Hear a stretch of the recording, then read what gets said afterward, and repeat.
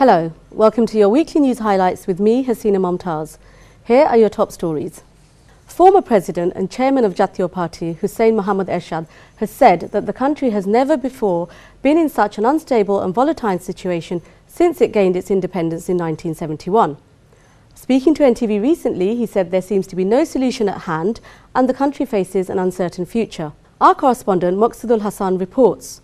Hussein Mohammad Ershad said this sort of political unrest is unprecedented in the history of Bangladesh.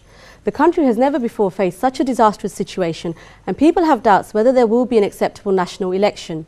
He said that it would be regretful if a situation like 111 arises again, stressing that the two leaders of Awami League and BNP should sit together in dialogue.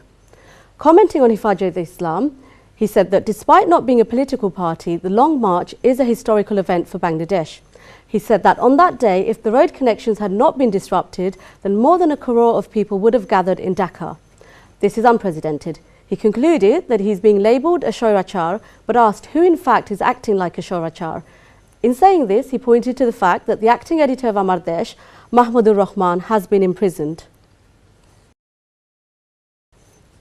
The Awami League party is hopeful that there will be a dialogue with the BNP over the issue of a caretaker government.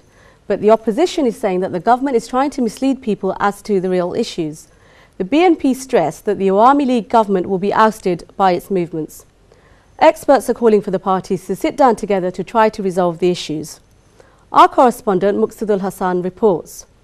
The Gono Jagron Moncho, the Long March of Highlights200413, protests by Jamaat and Shibir against the holding of war trials, as well as the 18-party movement on the issue of a caretaker government, are all very volatile issues. Collectively, they have the potential for chaos, pressurising the heart of Bangladeshi politics. In this situation, the future of the next national election is unclear. These issues are creating more and more divisions between the two major parties. The General Secretary of Awami League, Saeed Ashraful Islam MP, has said that the government is hopeful for talks with the opposition. However, MK Anwar of the BNP has asked where the government wants to sit for talks, suggesting they would have to be held in the central jail as the top leaders have been imprisoned now. He said that this issue is only a distraction. He stressed that to hold elections in Bangladesh, there has to be a neutral body, which he said is a key demand of the BNP in relation to the national election. On Tuesday, both sides concluded their arguments in the case of Jamaat-e-Islami Secretary General Muhammad Kamruzzaman. The International War Crimes Tribunal No. 2 is now due to pass judgment any day.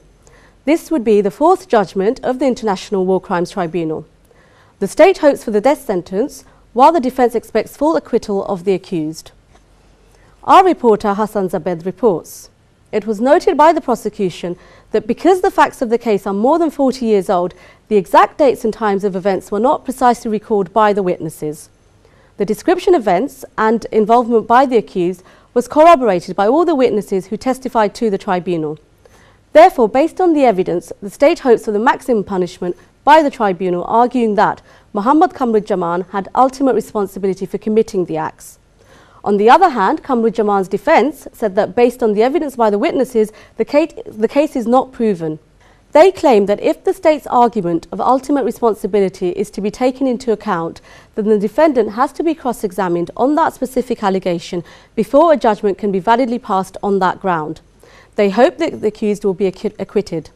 Last June, Muhammad Kamruzzaman was charged on 7 grounds. The state's evidence began on the 2nd of July last year. The defence evidence was presented from the 6th of March. 18 persons appeared for the state and 5 for the defence. Both sides concluded their case on Monday and a judgment is expected any day now. According to Article 70 of the Constitution of Bangladesh, no MP can vote freely but must vote according to the decision made by their party. Article 70 has been criticised by constitutional experts. One such expert, Mizanur Rahman Khan, said that the article is itself a blow to constitutional democracy. He added that because of this, our parliament has become a rubber stamp from day one. Mr. Shadin Malik, another expert, cautiously said that MPs are responsible adults and should be allowed the freedom to choose and cast their vote.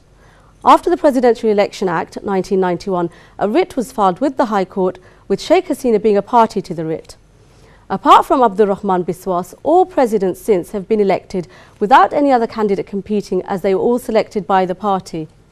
As such, they were all uncontested presidents.